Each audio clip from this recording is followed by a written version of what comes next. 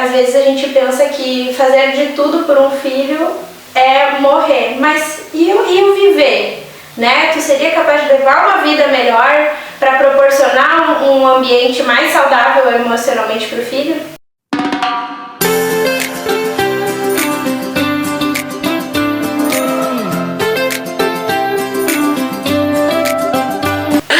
Olá! Estamos aqui novamente para mais um episódio do podcast e hoje ele é totalmente especial, voltada à saúde mental em todos os aspectos da nossa vida. E a nossa convidada de hoje é a Luísa Lima, veio contar um pouquinho do trabalho que ela faz e conversar sobre a saúde mental.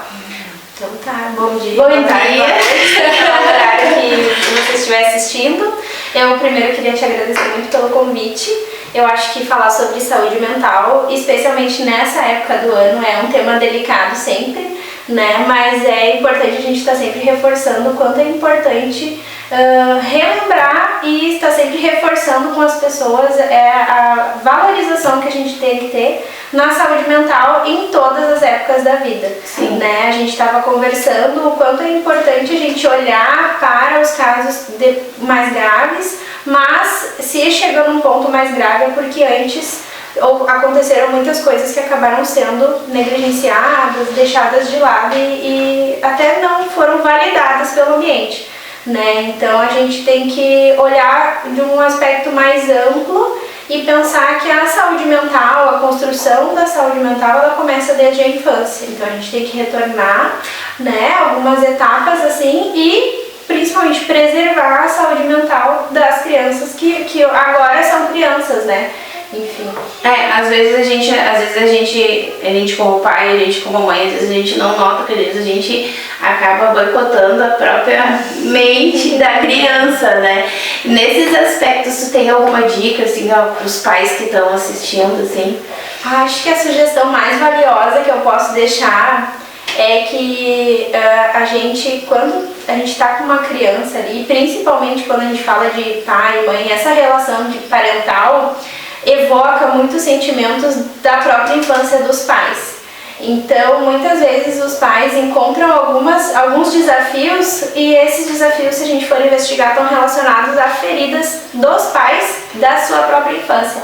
Então, a maior dica e sugestão que eu posso deixar é que os pais não ignorem isso, né? Quando forem educar, ou se eles perceberem que tem alguma dificuldade em alguma questão especial, reconheçam e olhem para si, vejam que talvez tenha alguma questão pessoal sua, da sua história, que pode estar ainda mal resolvida, enfim, que precisa ser melhor trabalhada para muitas vezes não transmitir esses traumas, esse sofrimento para os filhos, né? Porque o maior desejo dos pais sempre é ser melhor do que aquilo que ele foi. Exatamente, né? exatamente. Então, assim, parte de maternar enfim, de ser pai e mãe hoje em dia está relacionado com olhar para si e cuidar da sua própria saúde mental também. Legal. E na parte, assim, o que tu daria, vamos dizer assim, de alertas, vamos dizer assim, pra gente notar algum sinal de alerta que a gente poderia recomendar um profissional para a criança fazer uma terapia, fazer uma avaliação, né, e fazer todo esse acompanhamento que tu faz. Geralmente a criança, muitas vezes ela vai ter dificuldade de comunicar claramente o que está incomodando. Então a gente precisa observar outras formas de linguagem que ela tem para se comunicar com o ambiente. Geralmente o comportamento ele vai estar muito relacionado com isso. Então aquela criança que tem uma mudança brusca de comportamento, por exemplo, uma criança que era muito calma, muito tranquila, de repente fica agitada, fica mais ranzinza, fica com menos paciência, ou então o contrário também, né? Uma criança que era muito ativa, muito alegre, bastante energia, de repente baixa essa energia, fica mais apática. Essas mudanças bruscas de comportamento, elas são sinais que alguma coisa está acontecendo, né? E acredito que, entre outros fatores também, sinais de, às vezes a gente avalia crianças que têm algum sintoma físico, enjoos, dores de barriga, dores de cabeça, e aí se a gente vai avaliar é um quadro de ansiedade ou alguma outra questão que está relacionada com isso que gera sintomas físicos, né? E que mais agora? Na adolescência, segue esse mesmo padrão ou tem alguma mudança até mesmo por hormônios e tudo mais, assim? A adolescência é uma fase bem mais complicada, complexa, porque assim como a questão da identidade está se formando, né? A maturidade, né? Tem o desenvolvimento físico que acompanha isso tudo e que também bagunça um pouco a cabeça do adolescente. A gente tem que sempre lembrar que crianças e adolescentes são pessoas em desenvolvimento tanto emocional quanto físico, porque o cérebro mesmo, ele só vai terminar a sua formação, a sua maturação, quando a pessoa já estiver lá por os seus 20, 21 anos. Então, o adolescente ele ainda não tem algumas áreas do cérebro plenamente formadas e aí isso também dificulta a tomada de decisão, dificulta o foco, gera mais impulsividade, né? Então, são questões típicas da adolescência. Mas, claro, se tem algum outro fator emocional envolvido, isso pode ficar mais grave, né? Então, e sempre é importante relembrar o quanto que o apoio da família e o vínculo, principalmente esse vínculo entre pai e filho, é fundamental para proteger o adolescente, muitas vezes até de ter algum comportamento de risco, sim, né? Sim. Contra a própria saúde. Nossa, muito interessante. Essa eu não sabia. Tá, e a gente passando já da fase da adolescência para a fase adulta, vamos dizer assim, depois quando o cérebro já está formado, né? E as nossas conquistas e trabalho, né? Que principalmente o pessoal fala muito, né? E também da saúde mental relativa ao trabalho. E as outras questões, né? Porque adulto, né? Tem muitas questões. Sim. E uma coisa que eu acho muito interessante é que quando a gente é criança, a gente pensa que o adulto sabe tudo. Sim. Né? Quando a gente é adolescente, a gente quer logo ser adulto para poder saber tudo. E aí quando a gente vira adulto, a gente percebe que a gente não sabe nada e que tá todo mundo tentando igual, né? Tá todo mundo ali tentando fazer o seu melhor e muitas vezes alcançar expectativas que ficaram, né, daquele crescimento. Então, quando a gente vai crescendo na infância e adolescência, a gente cria expectativas sobre a nossa vida futura. E aí, quando a gente chega nessa vida futura, muitas vezes a gente acaba se frustrando, porque a gente vê que a vida real ela é diferente, né? E aí, o que acontece nessa idade, além de muitas outras questões, mas uma das coisas são esses ajustes de expectativa versus realidade.